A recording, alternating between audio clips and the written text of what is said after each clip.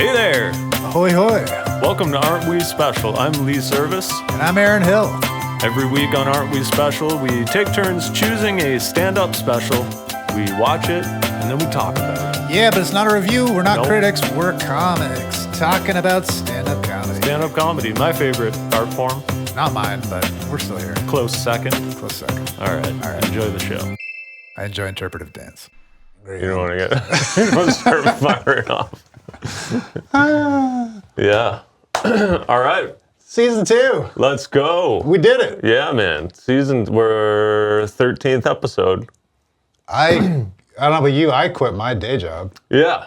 Well, I think we got like 5 likes on our last reel. We got some fan/hate mail. Did we? Yeah. Really? Yeah. At the email? No. On The Spotify comment?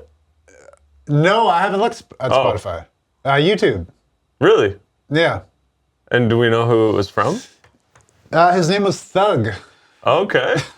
What did Thug say? And this was on our first episode, the Adam Sandler episode? Yeah, this was on the second reel that we posted okay. to a short that we posted to YouTube. And what are we talking about? Well, we're talking about, I think it was like Adam Sandler's Get Up or something like this. His bad sense of style. But I just put, we're figuring this out as we go. Mm-hmm. The episode is, we watch Adam Sandler's thing and then we talk about it. But I just released a short and it's like, it's our podcast tag on it, but the short is just us talking about it. But we don't specifically say Adam Sandler. Oh, right. But my title for the short was like, The Sandman's Outfit or something like this. Yeah. And this guy, Thug, if you're listening, he writes, He's listening. what the fuck did you just watch? Either make better reels or stop with it.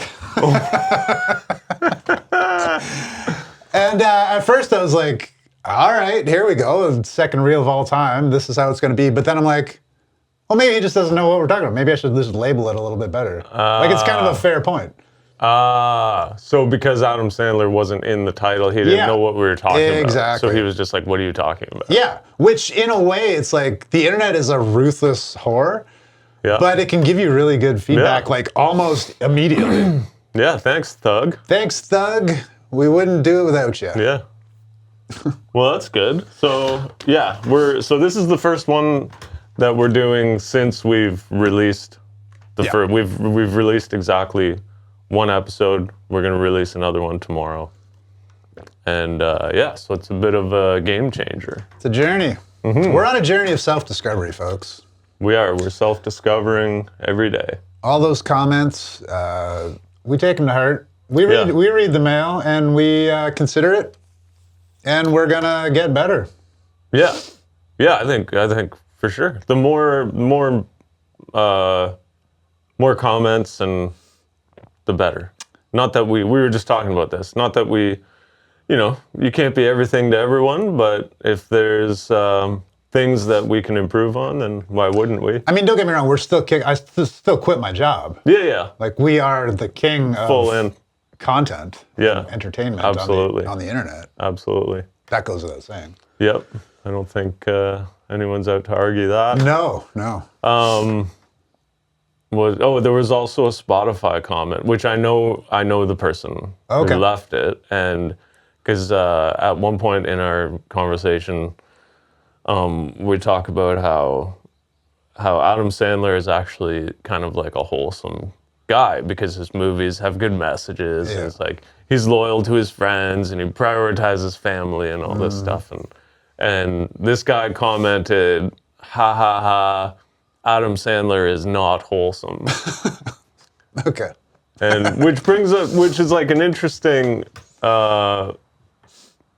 thing, because I'm like, well, just because he swears and is immature, that means you're not wholesome. Like, to me, you can, I don't know. It's kind of like an old school mentality, I think, where it's like you would write someone off for cursing. Yeah. But like, what's the look at their actions, like what, and it's hard to say. Obviously, I don't know Adam Sandler, and as celebrities, it's easy to probably appear a specific way to the public. I don't know. I just thought that was kind of interesting because, like, I'm with you. I think he's definitely wholesome. I think it's But, you know, look, we're just flinging it out there into the ones and zeros and ones, whatever. We're just talking. Folks are going to come at us from every angle. Yeah. And, I guess we're here for it. So let's do it. Yeah. And when you're like, I'm pretty liberal with my words. I'll, you know, especially if I'm hanging out, having a couple cocktails or something like that. Sure. My gums start flapping and I'm liable to say all kinds of things. Like, I recently not got into trouble, but with some friends who we're going to see Nate Bargatze's coming to Ottawa. Yeah. Friends of ours are going. I missed that part of the conversation. All I heard was comedy in an arena. I didn't even know who it was or who it was going. And then I chimed in with how much I hate watching comedy in arenas. Yeah. And I think it's a terrible way to watch live comedy. I mean, I don't know. I've never paid big bucks and been right up front. I'm cheap. So if I go to a comedy at an arena, I'm in the nosebleeds. Yep. The sound is terrible. You can't see. You're just watching the person on the screen. Yes. There's a big delay between the punchlines and the laughs. I think it sucks. So anyways, that's an example of just like running your mouth and sort of. So because I was running my mouth about that, they were like, okay, me and my wife, they figured, don't want to come. And then they're like, yeah, we're going to see Nate Bargatze. Too bad you're not coming. I'm like, what? How come we're not going? They're like, because you hate comedy in arenas. And I'm like, well, that doesn't mean I don't want to go see Nate Bargatze with you guys. Right. I still want to go. That's But now it's too late. Oh, is it too late? Yeah. Oh, shit. But Shouldn't have run your mouth. yeah.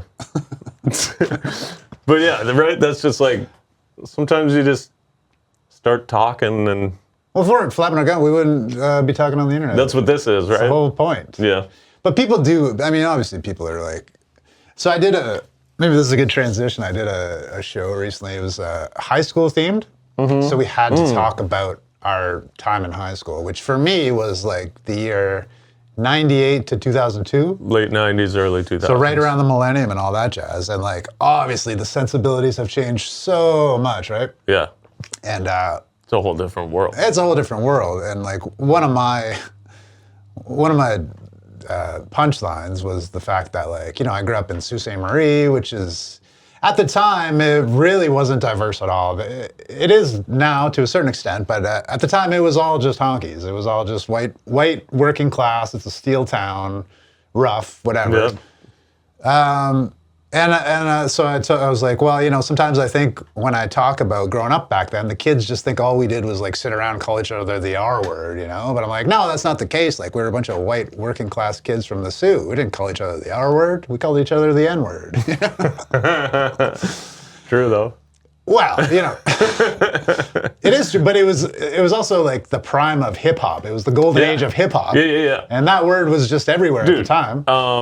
And I wasn't calling it, nobody called black people that. Right. We're calling each other No, that. yeah. Because that's what they did in the rap music that Same we with listened to. the new F word, too. That's what my friends and I used to call each other. What's up? Of course. F words? Yeah, sure. But I think maybe I've talked about this before, but the Nutty Professor came out around early 2000s, I think. Yeah. And Eddie Murphy, Dave Chappelle's in it. He plays the Did you ever see never the saw movie? it, no. Okay, great movie. But it's kind of a family movie. I think it's PG-13 or something like that. The N-words in that movie, Is that right? insane. That's amazing. Yeah, because it's Eddie Murphy in a fat suit, right? He's the Nutty Professor, and he goes to a club because he's trying to wheel this chick, and Dave Chappelle is the comic and the club is called The Scream, which I think is maybe a real club somewhere. Anyways, Dave Chappelle playing a stand-up comic, he's not playing himself, but he's got he almost reminds me of a young Chris Rock. He's got like his pants really low, his shirt tucked into his underwear, like he just looks crazy. But anyways, they get into it because he's like, he starts crowd working them, and he's fat obviously, but yeah, the amount of N-words between them is just crazy. Yeah. It's not. It was kind of normal back then. It was. Yeah, in a way it was. It was kind of accepted as like, well, they're saying it, so. And it's when black people say the N-word, it's not. They're not saying. It's not the hard R offensively. It's like endearingly almost, right? Like they say, like people joke about it. Like if you're a white guy and your black friend calls you the N-word, that's like the highest compliment. Sure. But anyways, kind of got off track there. Hey, what better way to start season 2 than an in-depth N-word discussion? We should just say it. I figured out how to bleep. Yeah. All right, for the next 5 minutes. Yeah, so anyways, so the back to school show. And was that Gatineau? No. No. Clock Tower, Westboro. Oh, okay. Yeah, it was pretty cool. Everyone could relate. See, there was only 2 other millennials. I'm technically a millennial, Yeah. Only 2 millennials in the crowd, and everybody else was just every other generation you could think of. So it was a cool way to like just look at different ways that humans have grown up and how different the times have been, For sure. Westboro. And who hosts that one? Well, Bobbin runs it. Okay. Yeah. Cool. Yeah, it was a good time. So he does the Gatineau one too, right? He's a busy boy. Huh. Cool. Yeah, I did some shows last week as well. Actually, I did 3. I think that's kind of a busy week for me. 3 shows in a week. I did the comedy at the Carlton on the Tuesday. Yeah. Wanted to talk about that one. Do it. I've heard it's great. Because, we were talking about maybe a few episodes ago, like the difference between actual comedy clubs and then indie comedy venues. And, Poor Boy would obviously be probably the top pick for the indie comedy shows that happen in the city. But there's a new kid in town, man. The comedy at the Carlton. So much fun. I gotta give props to JP Brunel and Scott E.T. for running that thing tight. Yeah. Like, so well. Awesome. I was so impressed. Amazing. Yeah. So very cool to have another mic that's run like that. And I saw they got swag now. I know. Yeah, and it's nice. Yeah. It's really cool. Yeah, they got like a cool logo and they're selling sweatshirts, it looks like. Yeah. And yeah, I know. I'm going to get one, I think. Heck yeah. Yeah. But I've still never been there. But I've heard it's awesome. Everyone says it's great. We can wear it on the pod and then Thug will see it. And he can meet us in person? Yeah. Yeah. And rob us because he's a thug. It's just so fun because like the name Thug, you have all these like associations. And then his comment of like, make better reels. It's like, yeah. Okay, gangster. What are we Yeah. He's hard. Hard as fuck. Yeah, I love it. Yeah, so that was really cool. I had no idea what to expect. I had kind of seen some photos and whatnot, and I kind of had the impression like, oh, it looks like it's going pretty well there, but it's hard to know. But yeah, it's upstairs at the Carlton Tavern. I don't know if that's what it's called. It's a really old... It is a tavern, It's a really old tavern. Yeah, it is. Have you been there before? I have. Yeah. It reminds me of like an old Sudbury drinking hole. That, it's run down, a little grungy. You would expect bikers and stuff in there. And, for sure. The kind of place where you're like, is the heat even on in the middle of the winter? But no, it was comfortable. So it's upstairs, private room, which was key. JP's up there seating people. Scott's running around. They're just they're doing it really. If there's still available seats, they'll go downstairs and see if they can grab people from downstairs, bring them up. Actually, they grabbed a couple last minute, brought them up, filled the last seat, and I think they had a great time. It seemed like they had a great time. Awesome. And yeah, just a really cool room.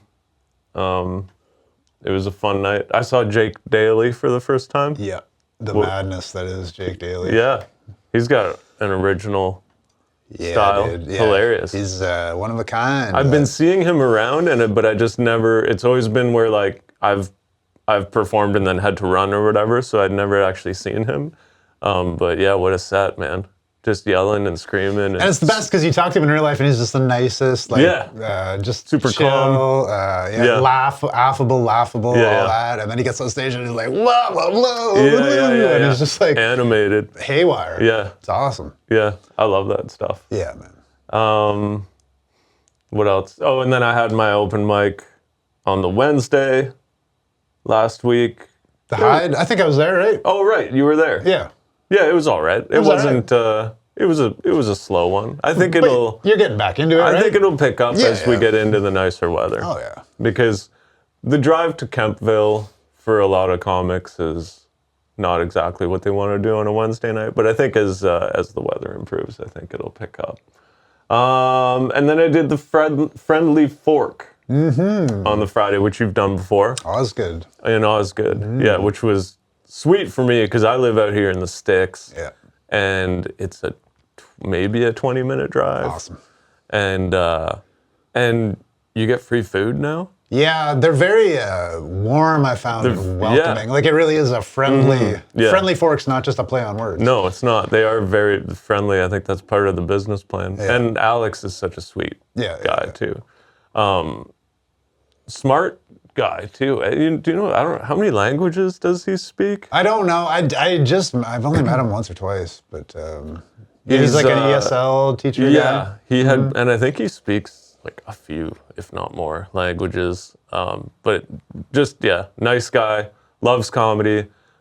He's running a great mic there too. I think it's already good. I think it has the potential to be even better too. Yeah, well, the staff seem like they care about it too, which is good. And again, private room. Yep. That's where I had the work folks boots on thing. snow machines. Yeah. And I was wearing work boots, and then I saw the snow machine jackets. I'm like, okay, I'm good. I did the first one ever,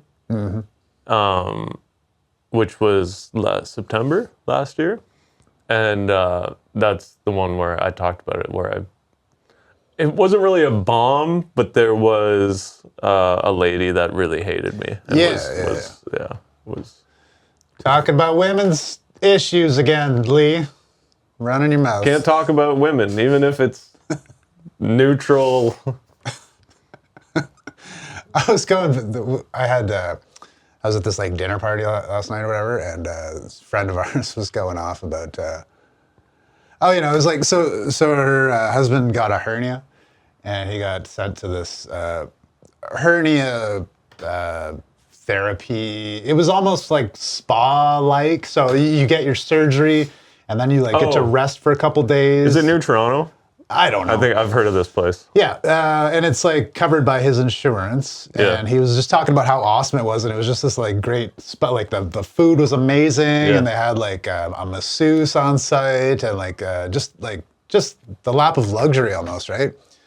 And then his wife was like, "Yeah, if that was for a woman giving childbirth, we don't get anything, but a guy gets a hernia." And I was like, yeah, well, that's from all the heavy lifting we do to keep the gears of society in motion. We do we had a good laugh. We go back and forth a little bit. She likes to, we have friends like that too. Yeah. You also get a year off with full pay, or almost full pay. For a hern? Right? No, for having a baby. Oh, for having the baby. Yeah, true. Well, I think guys can do that too now. There is paternity leave now too. Yep. Yeah. Yeah, I don't know. I don't care, but it's just fun to talk a little shit. It is. Yeah, you know what I mean? It is. Yeah. It's all in good fun. All right, we're back. Had to throw another shrimp on the Barbie. Shrimp on the barb. It was getting a little bit chilly in the shed. So Friendly Fork. Yeah, did you get the burger when you did the Friendly Fork? No, I don't eat when I perform. Oh, no? No. I just figured it was Friday night, and what the hell? It's the payment for doing comedy is scarce. So I figure if I can get a burger for telling jokes, I'm gonna do it. And it was delicious. Sick. Yeah. It was delicious.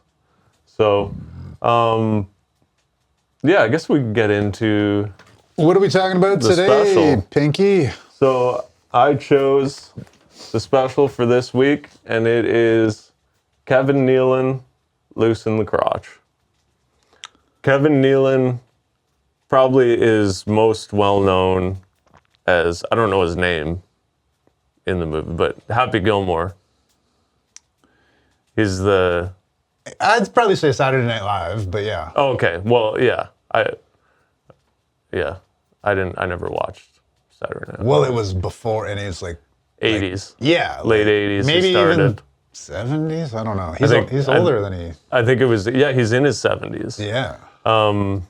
He was born in 53, I think. I looked at his Wikipedia. Dana Carvey brought him in. Oh, cool. Yeah. Oh, nice. Yeah. Him and Dana Carvey were buddies, and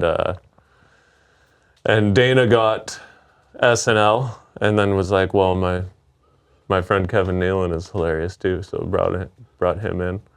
It looks like Kevin Nealon used to do the like the news thing that Norm Weekend did. Update. Weekend Update. Yeah. Have you really never watched Saturday Night Live? I haven't seen a lot of Saturday Night Okay. Live. Yeah. Fair. I didn't have cable mostly Yeah, growing you probably up. weren't allowed to. Well, yeah, I probably wouldn't have been allowed to. Yeah. As a kid, anyways, yeah. But also, I don't even think it was... I was probably already sleeping, for one. and then it would just... Yeah, I don't know if it was on, like, regular television. We had, like, 3 channels, and 2 of them were French. Yeah, I think you needed cable. Yeah. Yeah. So, but I do remember, like, staying at, like, sleeping over at a friend's house or whatever, and being able to, and watching it and being like, yeah. Yeah. But it's kind of a weird thing if you, like, you know, at that point, say you're 15, 16, and you've never seen it. And then, I don't know, it's kind of a weird thing to come late to. I have no judgment for you whatsoever. I mean, Oh, no, I don't feel judged. it's fine. Yeah. You don't need to watch Saturday Night Live. Yeah, it's, you know what? I do kind of feel a bit defensive about it. I don't know why. I think maybe I feel like some people think I'm out of the loop or something because I missed out on stuff. Yeah.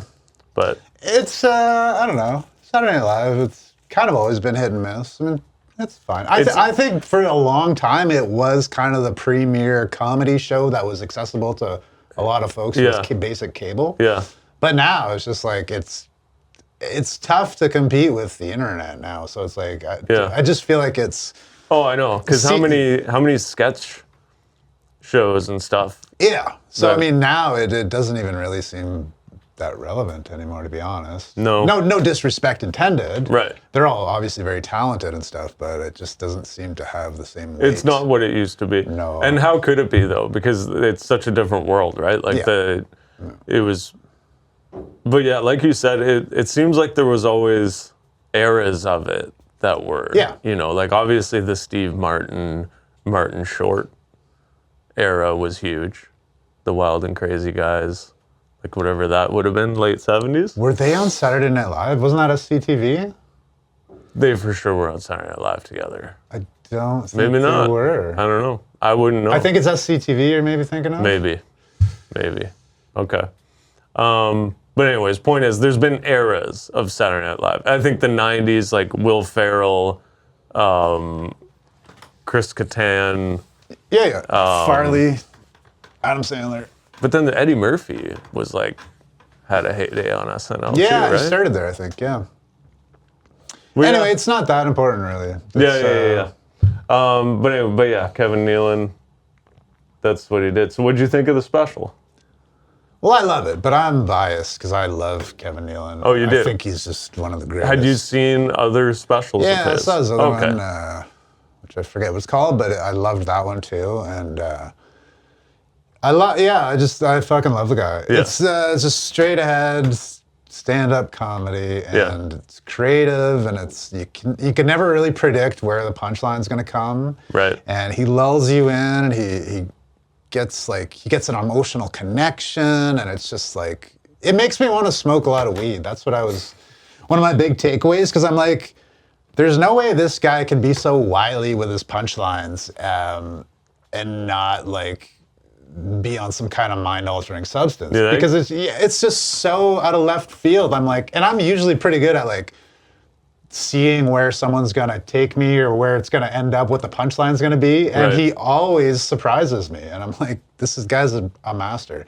But it's not flashy, and he's No. not up in your face. He's very kind of subdued and almost like, what's the word? Like, I don't know if subtle is the right word, but like underplayed or downplayed, something like that. You know? Yeah, understated. Understated. Yeah. Even as like, and it's just like play on words and stuff. That was his other special, whelmed, but not overly. Like just, he just takes your average every day and just breaks it down, twists it all around, and yeah, I love it. Yeah. Silly. I was wondering actually how much you were gonna like it because he is pretty silly. Yeah, he's a silly boy. Yeah. But But not like eat out a balloon silly. well, but almost. Like I've found he almost gets into that territory. Like when he's talking about meeting his wife at a costume party and she's dressed like a slinky. She's coming down the stairs, 2 stairs at a time. Yeah. So okay, sure.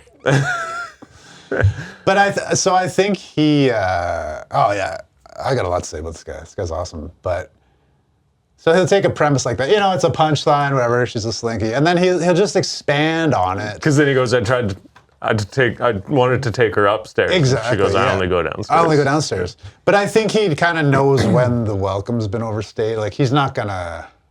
I think he pushes it to its logical extension and then moves on. He's very conversational with the audience. I think it almost feels like he's playing with his bits in real time. And I think he probably is.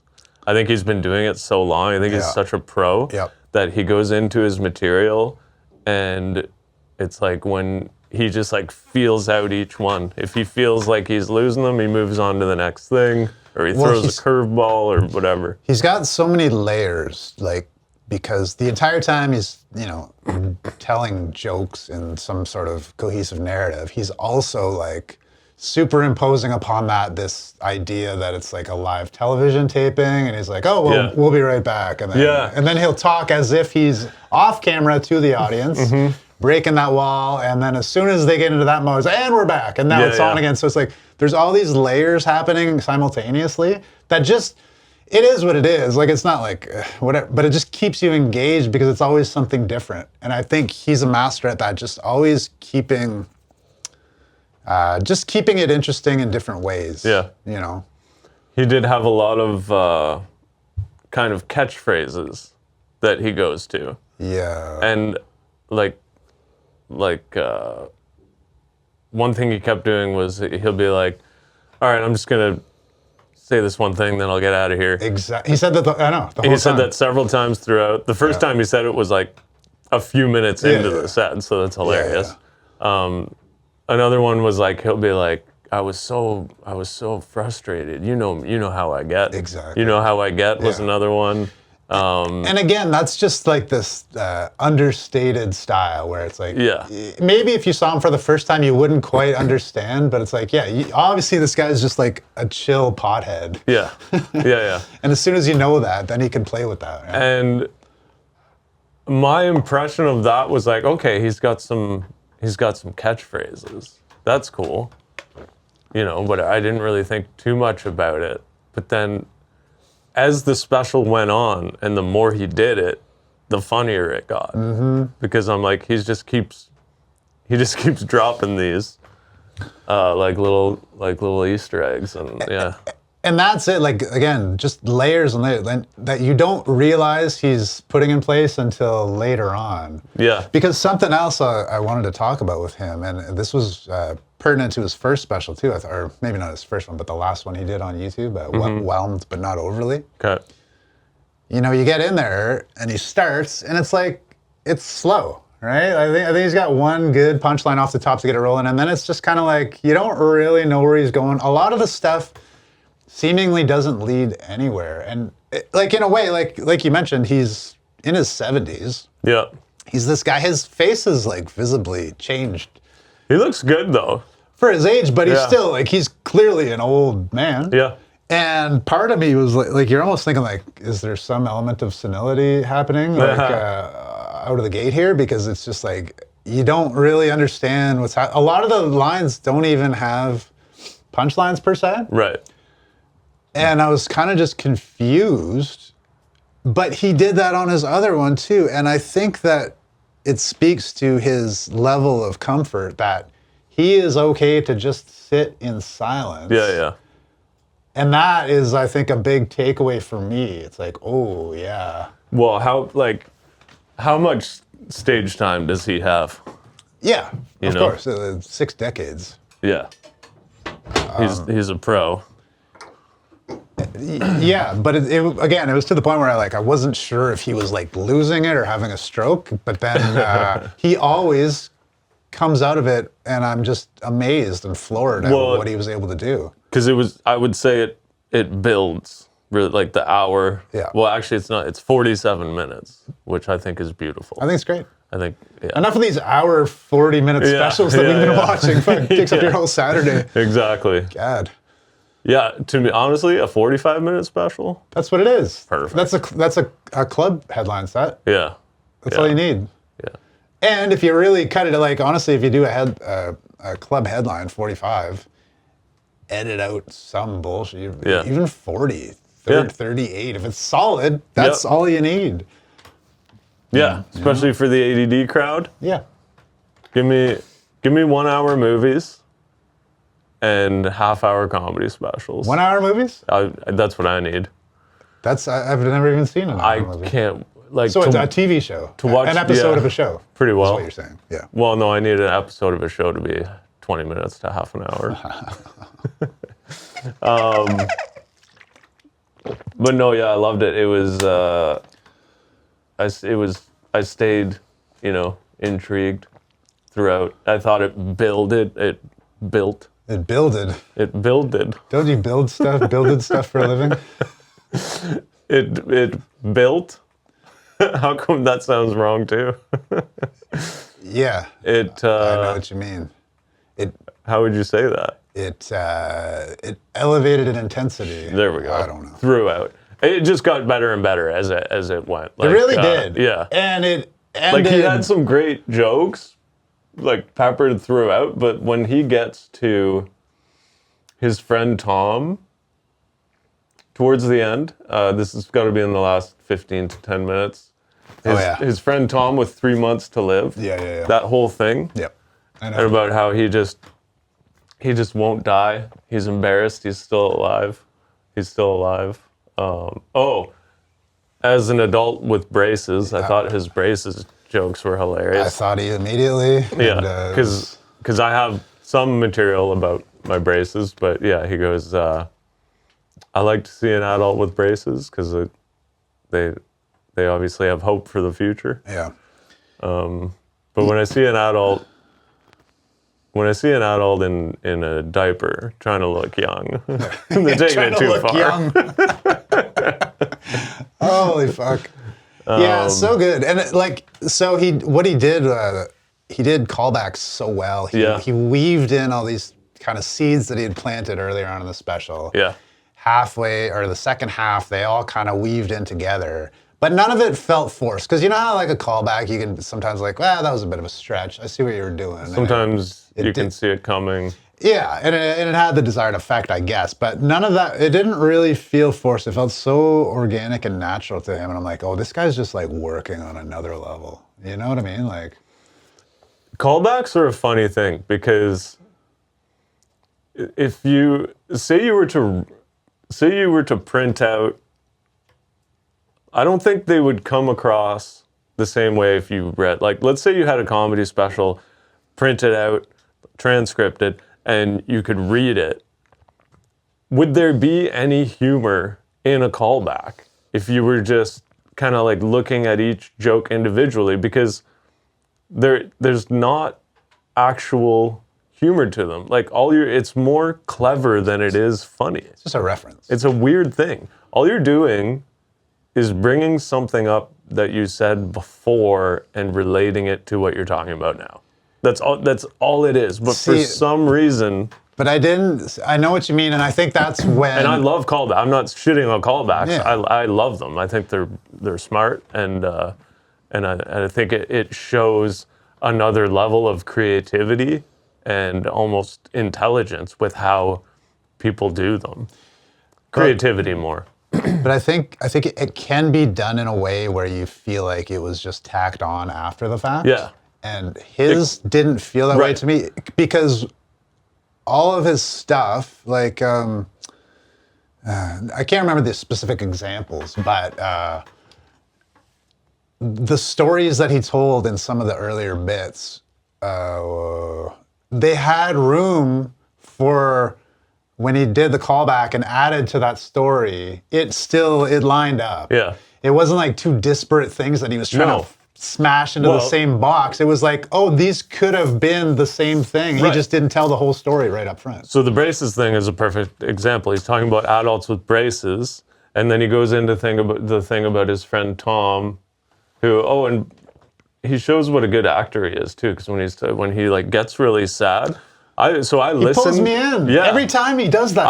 Even though it's a comedy special, I was almost like, are we about to get sincere about his dying friend? And he did that on the last special too. And I'm always like, I always took that away, because he'll start with this real, like, it always ends silly. Yeah. But he often starts from this real emotional place, stuff about life that's just hard and like confusing. And that's where he takes you until you bite. Yeah. He'll make you bite on it. And then as soon as you do, boom, he'll hit you with a punch, you know? That's why it's so great. Yeah. But yeah, so then when he's talking about his friend Tom, who has 3 months to live, whatever, and then he's just like, 3 months goes by, he's still there, you know, he's not dying. Now he's got braces. Yeah, exactly. That's a beautiful callback, because he's talking about adults with braces, how they have hope for the future. Yeah. And then he goes into other stuff, abandons it, obviously, but then, just the way he brings it. And that's just one example of, he's got several, like, really smart callbacks. Even remember when he was like, he kept saying, you're speaking about some of his catchphrases. You'll see. He kept bringing that up, right, in different contexts. Yeah. Like, I'm really, what is it? Something about disappointing people. You will. You'll see. Yeah. You'll see. Yeah. You know? Yeah. But he used that line throughout for different reasons. Yeah. And again, like, he's just. It reminded me of Harlan Williams a little bit. He does that a lot too. Does he? Harlan will be like, hey, he'll say something completely absurd, you know, like, you ever put a peanut butter sandwich on your nipples, or I don't know, whatever. Yeah. And then he'll be like, you will.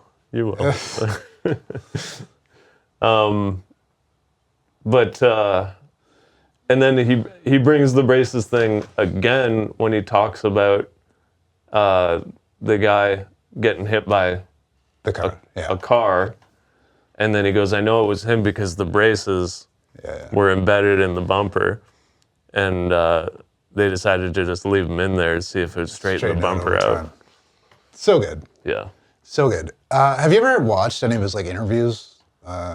So I've listened to him on podcasts, but no, I haven't really watched. See, this is I think he is as brilliant in interviews as he is on stage, which is that he's again always kind of playing with the overall form, and he gets like meta in a weird way. Like, in other words, like, he was telling like this narrative of jokes on his special, but he was also playing with like, hey, I'm almost done here, and like, oh, we're also doing a TV and we're back, you know.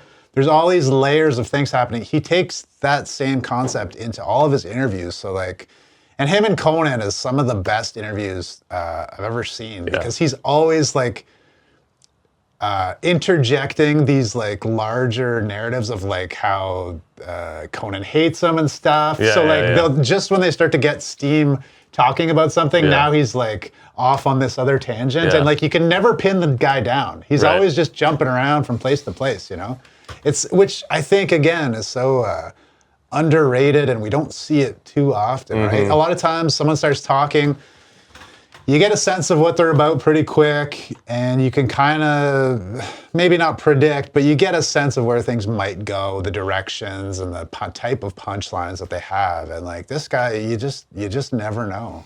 He's out to play. He's out to play. He's so out playful. to play around. But he and could so do is it in, Conan. Conan is like that with Of course. So yeah. But to see him do it in real time live as well as in the comedy special means like, oh, this guy is just slippery all the time. He's so sharp. That's what I mean with I think that's how he operates with his bits too. Like I think I think conversational is the right word. Like I think he's in front of the audience, but he's in the moment and he's reacting on the fly. Not that he's making everything up off the top of his head, but I think he really feels things out. Oh, for sure. Yeah, you can tell he's connected. And I think, I don't know if maybe you feel this way too, but again, he made me want to smoke more weed because I feel that way when I've gotten a little high. But I've never really played around with that much on stage because my memory is so bad when I get high, and a lot of my jokes kind of require me to say like a certain turn of phrase exactly, otherwise the joke doesn't work. Yep. So it's tough for me to go do stand-up when I'm high, but the idea of being in the moment, fully connected, trying to connect to your audience, and also having these like real creative thought patterns that like might take you with angles that you might not have seen before really makes me want to try like mixing stand-up and weed. And I think that I'm convinced it's part of his process. It could be. I'm convinced. I think I've done it before. I do like to smoke weed, but I don't do it before I do stand-up because for me, it does the opposite. I get, I'm a little too much in my head.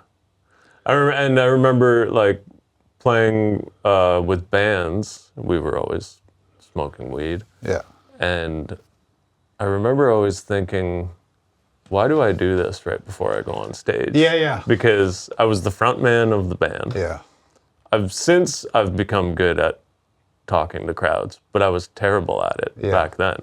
And I had just smoked a joint with my band, and now I'm up there with the microphone, and they're still setting up, and I'm like, why is everyone looking at me? Yeah. Yeah. Well, it can be anxiety-inducing. For sure. And I don't mean that he necessarily gets high I wonder if he does. to perform, but I think he's probably just enough of a pothead that it's just become integrated with the way he just does everything. Is he like an outspoken pothead? I think so. Yeah. Maybe I'm just making this entire thing up, but I've just always pictured him as That's the vibe pothead. you get. But it's interesting because even like listening to comics who are potheads, but I've heard a lot of them talk about how they never do it before they perform. Is that right? Yeah. Actually, and drinkers too. Like don't drink. Don't like. Yeah, I've heard that a lot of times. Like you gotta be sober. Maybe it's because Kevin Nealon played a part on Weeds, that show Weeds. That's right. Yeah. And I really associated that with him. But it really did seem like it's who he was. I mean, he's very artistic. His paintings are unbelievable. Oh, I've heard about them. Oh my God. He's been pushing them on. So did you listen to him on Conan recently?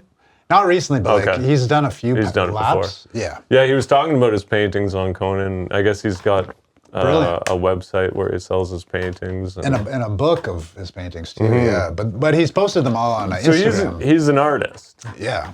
And which is interesting because I'm always fascinated by guys who are like, well, you're kind of like this actually. Guys who can be like athletic and but also artistic. Like, well, yeah. Because he was, I saw that he was like, he played football. He was quarterback. That's right, and he's a big guy actually. This is it. Like if you just look at this fella on stage, like a snapshot of him performing at his comedy special, you would just think he's just this dull, white, average, middle just like a of the dad, road, just dad guy. Yeah. And he's the opposite. He's this brilliant artist, creative, and all that. And I just really love that. And I guess maybe I just relate to it too. Yeah, because you're like that. Yeah, too. I feel that way, you know? But I feel like that perception of me gets mixed sometimes. People don't see that when they first see me. Do you know? You come across as a normie, Yeah. but then you're actually really creative. Yeah. So I think but Kevin doesn't go out of his way to sell it either. He's understated, and I think I'm kind of the same way. Yeah, for sure. You know. Yeah, and that might just be like a weird perception that I have, whereas like I feel like artists are like these people who They like gotta wear look crazy weird. hats. And fucking, wearing a dashiki. Yeah. No, but anyone can be an artist, obviously. But yeah, it's just always. I think what blows my mind even more is when people are creative and artistic, but are actually like organized and good at areas of life that I'm not good at. Wow, that's the left and the right brain at the same time. That's a tough. That is tough. Yeah. Because I mean, just ask my wife. Like she has to remind me every week that it's garbage day. Because I'm just like, I just don't live in this world. You know what I mean? I'm the same. My concept of time is just bananas. Yeah. I don't. Yeah. I'm getting better as I get older. Like I'm exaggerating. She doesn't have to remind me. Well, maybe every other week. But there's just things where like, I'm so, and you know what? God bless her for dealing with me, because she's right. Like, I feel like a majority of the time I'm here in body, and my mind is on some creative project. Same. Exactly the same. Yeah. Yeah. So. But, So this guy's brilliant. We got to talk about his closer. His closer was to me, it was perfect. Just perfect. So he's transitioning, but he's going to do it bit by bit. Bit by bit. So he's going to get, what did he say, a centimeter or an inch? Take off an inch a week of his penis. Take off an inch, and then... After 10 weeks, he'll come back and get the other half. After 10 weeks, if I'm still okay with it, I'll go back for the other half. Like, it's a fucking math joke. But it's so good. But it's also I have a big dick joke, which is... Oh, and his stuff about Caitlyn, which is how he got into that, Caitlyn Jenner. Yeah. And what was it? Is like... talking about bringing her on his interview show, his hike, and he's like, if you could change one thing about yourself. Holy fuck, I died. See, I think in our culture right now, a lot of people are so loud, so flashy, so like, give me the attention. Jokes like Kevin Nealon's aren't that way. He doesn't bang you over the head with it, but they're so smart and they're so good. Yeah. You know, and I just love everything about it. I thought his closer was just perfect. Yeah, and it was funny how him and his wife have hall passes, and hers was Bruce Jenner.